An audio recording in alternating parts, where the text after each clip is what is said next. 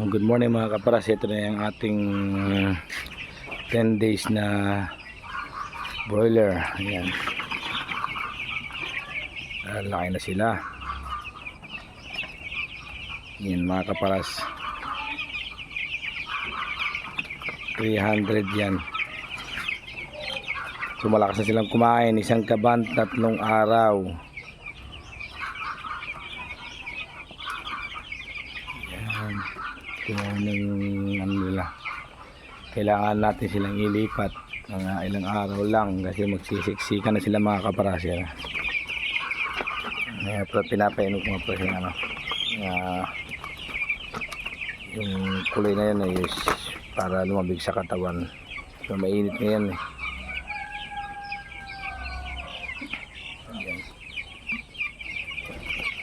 Kaya na sila oh. Pare-pares yung katawan nila. Ibig sabihin maganda yung ano, sisiw. Maganda rin yung pagpapakain. Kaya mga kapras, siguro 15 days pwede na silang lipat na kasi masikip na sila. Adjust tayo, adjust mga kaparas.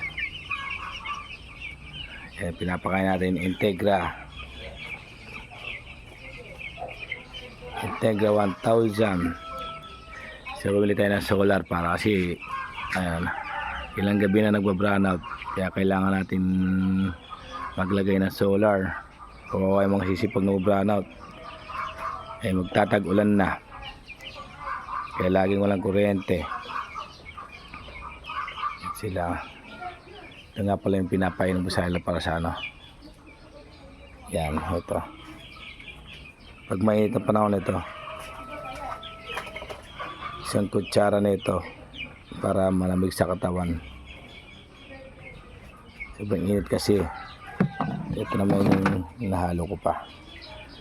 Yan. Pinagsasama ko yung dalawa na to. So yung mga pras, simple lang ang ating update sa ating mga 300 na sisiw. Yan. Maraming salamat mga kapras.